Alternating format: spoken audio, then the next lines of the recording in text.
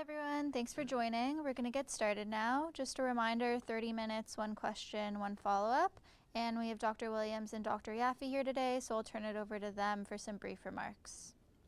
Yes, well, good afternoon. And on Monday, we look at what happened over the weekend since last Thursday. And as you will hear from Dr. Yaffe, the numbers have gone up and significantly in the last 24 hours. So we're going to be making some comments about that in there. And Dr. Yaffe will have the summary. So some aspects to deal with what we have been doing, what we need to be doing, and how does that impact areas of the province, and how does it impact the whole province writ large on how we're going to deal with this and the changing aspects around testing, demands, etc., and our numbers. So with that, I'll have some comments to make afterwards, but over to Dr. Yaffe for the numbers over the weekend and today's. Thank you very much. Good afternoon, everyone. In the last few weeks, we certainly have seen the number of COVID-19 cases going up. In the last 4 days in particular, our daily case numbers have jumped over 200. And today we have recorded 313 new cases. These numbers are concerning, especially as we know students are now returning to school. As has been the recent trend, the new cases are primarily concentrated in 3 areas: Toronto, Peel, and Ottawa. And the cases are mainly in the 20 to 39 age group. In fact, over 50% of them are in that age group, followed by the 40 to 59 age group. We have been in touch with the local medical officers of health for these regions to discuss this recent increase in cases, and all of them have identified similar issues and concerns. As the Premier and Minister of Health indicated earlier today, the primary area of concern is social gatherings, mostly and particularly in private settings. We do understand how hard it has been on everyone these last few months. We know there's a desire to interact with your friends and family and those outside your social circle. But we are now seeing the effects of people being too casual. Individuals are coming together, they're not practicing social distancing, and they're not wearing masks. None of us wants to return to the restrictive measures that were imposed earlier this year. We've already shown that we can slow the transmission of this virus to keep our community safe, and we can do it again. I've said it before, and I'm going to say it again. This means we all need to continue to wear masks when you need to, or when you cannot maintain your physical distance.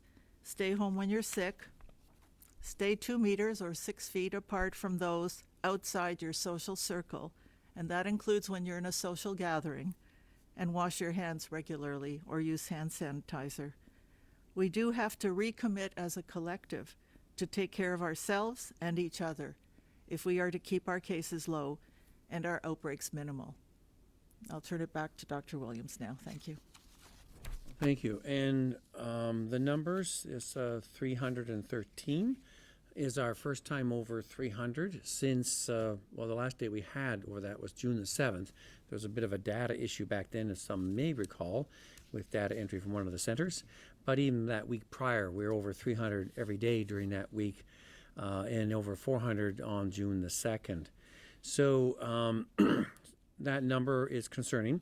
It gives us a wake-up call to say to the public that while we have flattened the curve on the first time through, a number of things with opening up stage 3, secondary, post-secondary school institutions having students coming back in, as well as with schools starting up in various parts of the province, it means we have to re-energize our vigilance and dedication to being careful with all the points that Dr. Yaffe had alluded to, and earlier today the Minister and the Premier had also noted. So we can't become casual in that. I think some people during the end of summer have a sense of, okay, let's just go and let things be.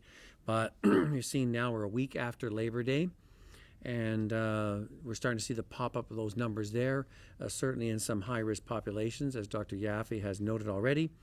And we're seeing also, on the good side, a number of people going to get tested at various assessment centers, even because that some have admitted, as you've heard some commentary on me, that I guess we went to an event and we probably were less than careful, and we want to make sure we're going to ensure the rest of the people in our social circle or group are protected, so we're going to get tested.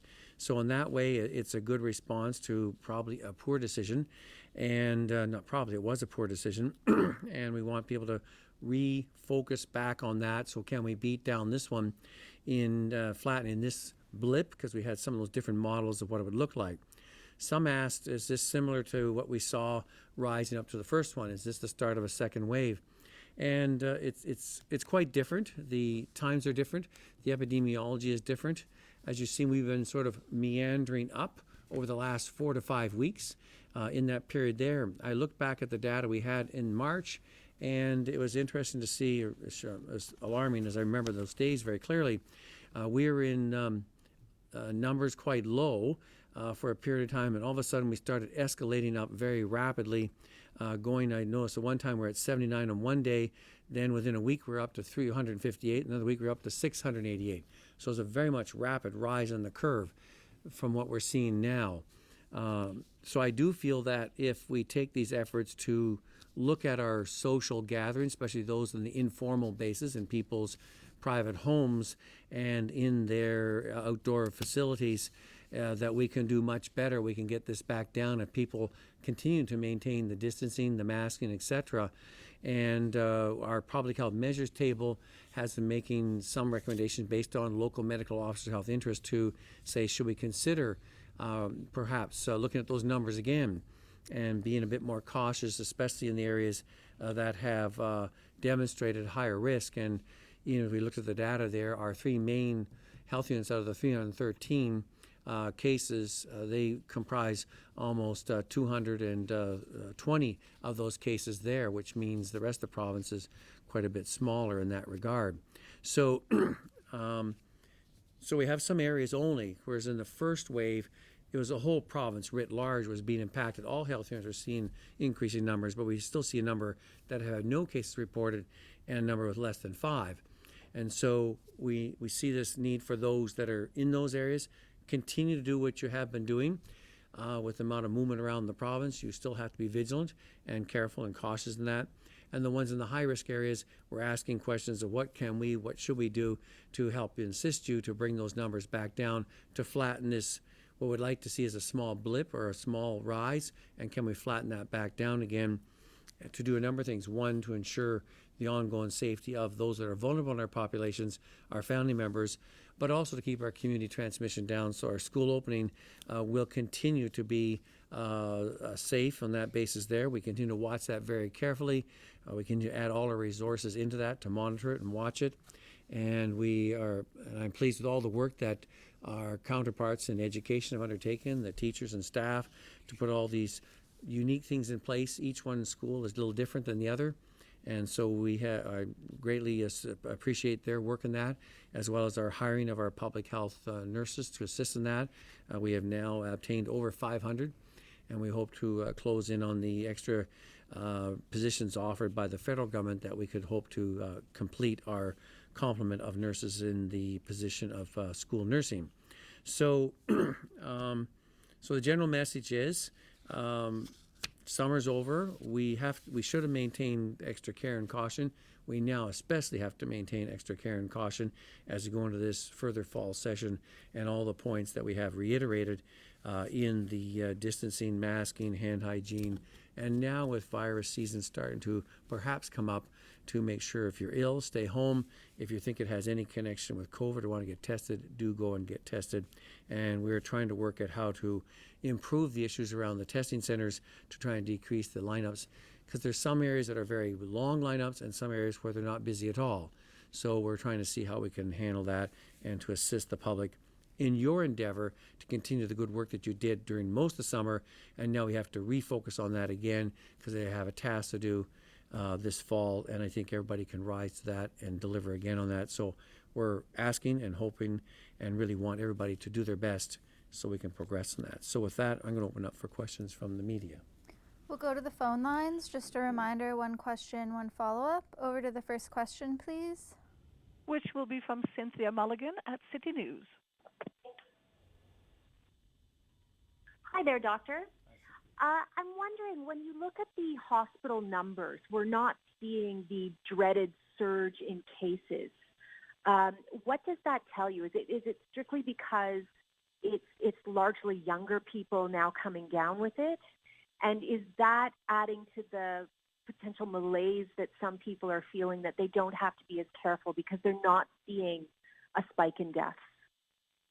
Well, that's a good question, and we're watching that very carefully with our counterparts on our command table, as well as with those of the Ontario Hospital Association. We are encouraged that our numbers have not gone up drastically. You've heard some reports by Dr. Kevin Smith that they've seen all of a sudden 7 new cases in their intensive care unit, and he's commented on that. We understand those tend to be in the over 60 with comorbidity. So those people still out there that can be impacted by the younger ones having the infection and spreading them on that. And we've asked you to maintain your integrity in that to protect not only yourself, but also those that are vulnerable within our population. So while we don't have the big increase, it doesn't mean we can take it for granted, because we still want to keep all those facilities open to deal with the surgical backlog, because they have. Meanwhile, while we don't have the COVID patients in the ICU, there's lots of patients in the ICU, because there's other things besides COVID that have to be dealt with and worked on. And so we want to make sure that resource is available to help us to catch up. That means by being careful and precautious and doing everything you need to do, we can keep that number down. But I agree, we're watching that to see, is it only because the majority, as Dr. Yaffe alluded to, is the 20 to 39 age group.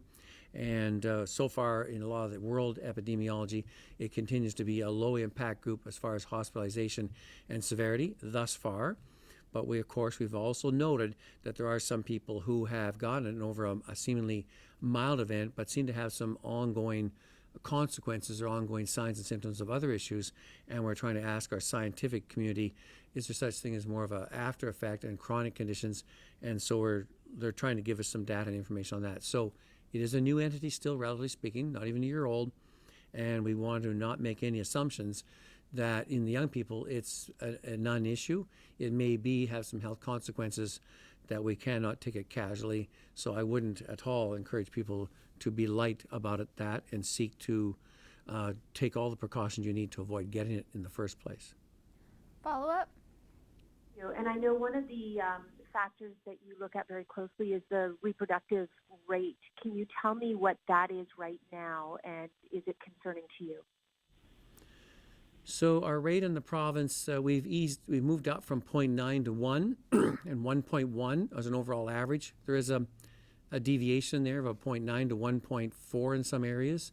We have some parts of the province, of course, it's NA or not applicable because they've had no cases. And so some are down that low, but they have smaller populations. So one of the things you have to concern about is that you're applying to what area of the province, and what might be in Toronto is quite different than you would find in North Bay, which is quite different than you'd find in areas like Chatham-Kent, whereas right next door in Windsor, Essex, with a few cases, it could pop them up to 1.3. So overall, we've edged up naturally with these numbers. We'd like to get that back down to 1, if not below 1, and we'd like to drive that down again province-wide. And the contribution of our northern rural, combined especially with our large dense urban city centers, to get those numbers back down again. Next question.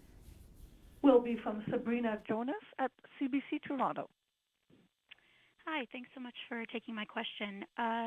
Dr. Williams, many doctors are saying today that a return to restrictions like no gyms, no indoor dining are needed, but today we just heard from the Premier a lot of urging for personal behavior to be improved. Why aren't you recommending restriction returns like many other doctors? So I'm going to ask Dr. Yaffe to comment on what the data shows so far on the outbreaks we've been receiving from health units related to those type of facilities you've noted, such as bars, restaurants, and gyms and other facilities, as compared to what they're telling us they're seeing out in their communities. And then perhaps I'll make a comment on that afterwards. So maybe over to Dr. Yaffe for those aspects. Thanks. Yeah, certainly I think that would be a lot of people right away jump to, why don't we close down the bars? Why don't we close the restaurants? Why don't we close down the businesses? And we look at the data so far, and this has been, again, consistently told to us from the local medical officers of health, as well as the data, that the cases acquired the infection, transmitted the infection in social gatherings that were not in bars or restaurants. They were in private homes, they were weddings, they were private functions. So at this point, we feel that the most important thing to address is the social gatherings. And it's not to say that we're not looking at the other settings. Of course, every setting can be important. We're continuing to look at the data very comprehensively every day.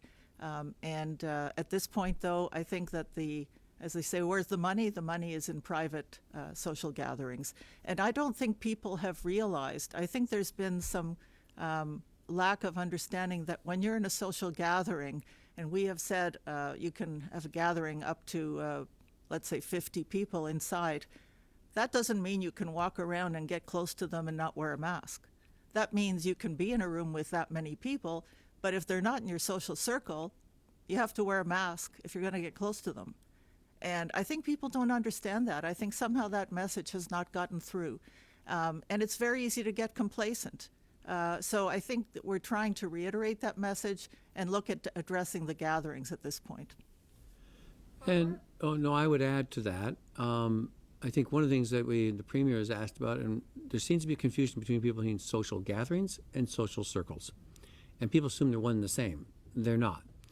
And if you think about what Dr. Yaffe said, if you're going to have an indoor event at your private residence and you're going to have up to 50 people in it, in order to all be distanced, they're not part of a social circle, you must have a pretty large facility. And that includes washroom facilities and cleaning and all the other aspects you're going to undertake to handle that event. And maybe that for private residents, that number is too large. Whereas like a venue like a banquet hall or a convention center has the staff and equipment and space to cater to that kind of thing.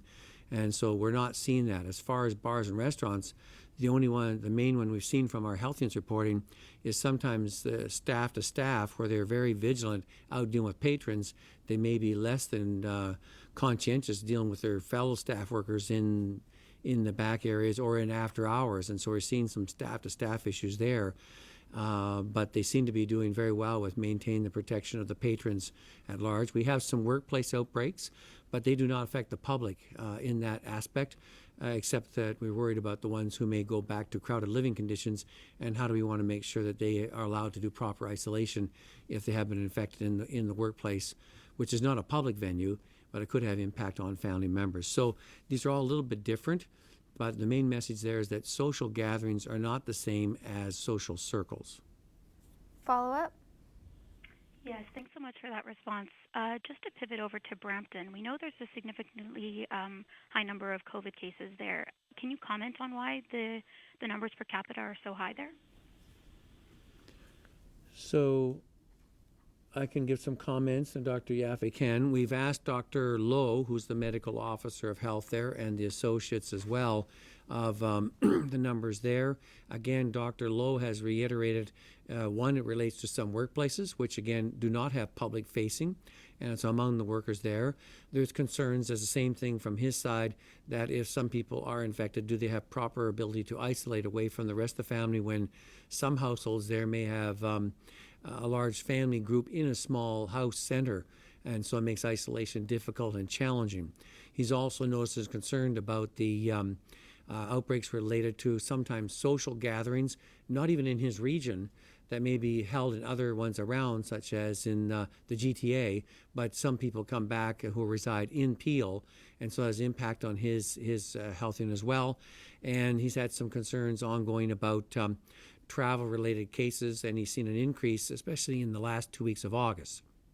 So there's a number of factors that he says is involved in the high cases numbers in Brampton, and looking at our role of the province, how we can assist them in that, and the Premier's had discussions with them, as well as the federal government's had discussions as well. So we all want to assist all our main health units that are having problems with how they can work together to bring those numbers down and to flatten this current rise. Next question. Michelle McQuigg at the Canadian Press. Please go ahead.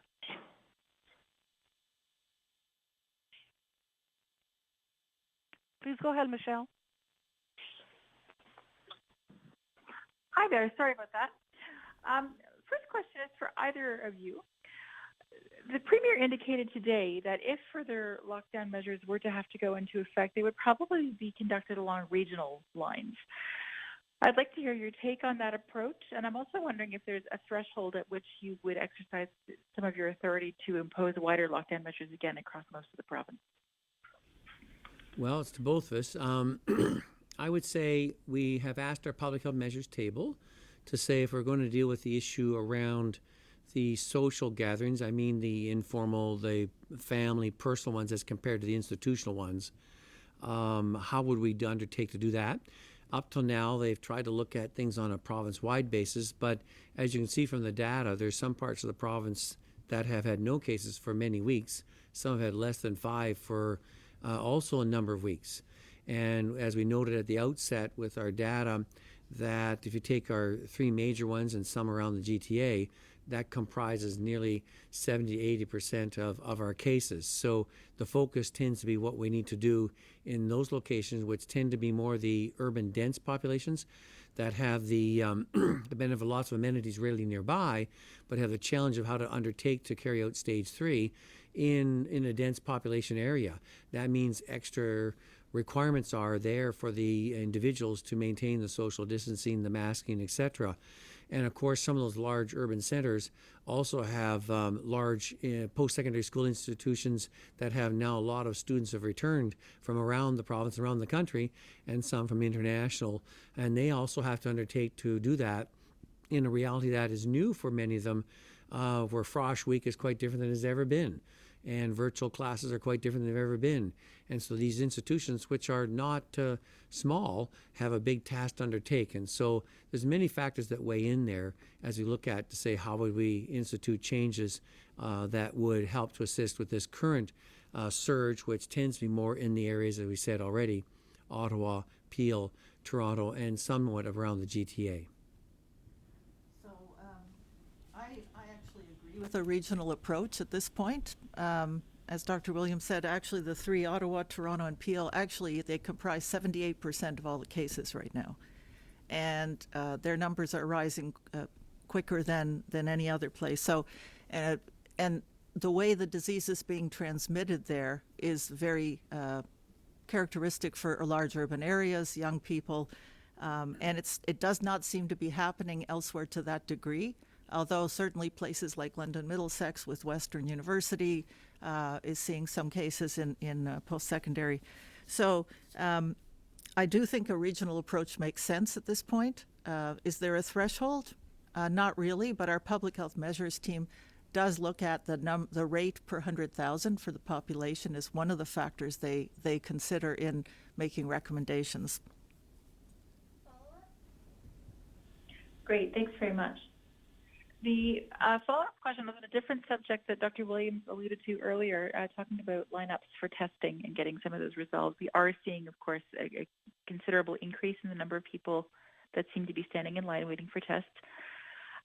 Do you have an approach to sort of mitigate the effect of having to do that as the weather starts to cool? I don't expect that demand for tests is going to diminish as we head into the winter months and as the potential second wave ramps up.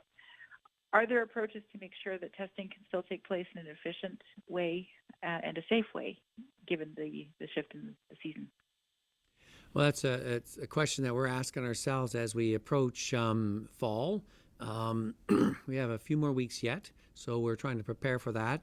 There's aspects, if you try to do drive-through testing, staff still have to be outside. And so while the person can roll down the window and get tested, the staff are out in sometimes very cold weather, and that's not fair for them either. So we're going to be asking some creative solutions of how we might be able to do it in a more internal area, still trying to maintain the distancing as we've tried to do in the lineups, etc., and open up more sites in that, as the premiers allude to, maybe some other places that people could go for assessment to get the testing done, as we're looking at different methods of assessment, not just the so-called nasal pharyngeal test, which is the thin one in the back of the nose, but more using the anterior nasal swabs and maybe some throat swabs. So we're looking at methods that could be done by many different sites, including with primary care physicians and other areas, to give a variety.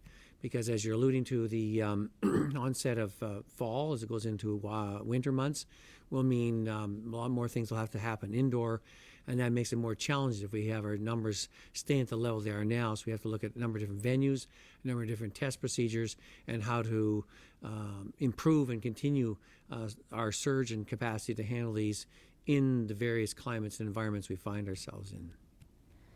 Next question, and this will be the last question. Will be from Miriam Adaya at Radio Canada. Hello, thank you for taking my question. As you may know, it might be similar to what you've heard before, but I wanted to know if we know what Ontario's plan will be for the second wave and when will that be? So our plan for the second wave, we have been working at it in a lot of detail over the last almost 2 months. We have seen it coming. And we've seen what some of the other provinces have put together. Ours is, of course, more complicated with the volume and size, and many parts are comprised in this area. And so we hope to be able to come out with that fairly soon. Some of the questions someone already asked already about preparation for testing and building up capacity and building up the variety of testing. Our influenza campaign, which has always been one of the largest in the country, and we will hope to exceed what we did last year. And how do we undertake that in a COVID reality? The number of our post-secondary school institutions, which is the largest in the country, that population, as well as with our education system. So these are all bigger settings, as well as dealing with, as Dr. Yaffe's alluded to, with our large urban centers, which are some of the largest ones in the country. And how do we undertake to do that in the fall, as well as if we had to face a second wave, as well as facing the impact of winter. And we have also the ongoing aspect of travel with more and more Canadian citizens coming back into Canada, and how are we going to do that, because we have the largest reception of international travelers still coming into Ontario. So we have a number of unique challenges that we have to put in place to deal with a fall plan, if you may. And so we hope to have that coming out fairly soon. And even our fall plan, we're going to have to be nimble and go with the flow with some directions, because one can't be too confident in predicting exactly what will happen. One of those plans is how to be nimble and resilient and move with it and build up contingency plans in case of aspect A, B, or C that might be occurring. So it's not a single-minded plan. It has many facets to it. So we would have to say stay tuned. We'll be coming out with those plans in the very near future. Follow-up, and this is the last question. Yes, as a follow-up, is there a target number that you have in mind when you will make the decision of what moment you'll judge that you have to take a step back? A target number, like even we talked about today, and Dr. Yaffe's alluded to that as well, when we have our 200 going to 300, as I said in our first curve, when we went quickly from low numbers up to 300, up to 600 in a matter of 2 to 3 weeks, it was quite different, and it was spread throughout the province. As Dr. Yaffe already said, our current number of the 313, 80% of that is from Ottawa, Toronto, and Peel. That's not what we saw in the first time. And so what does it mean in the current situation?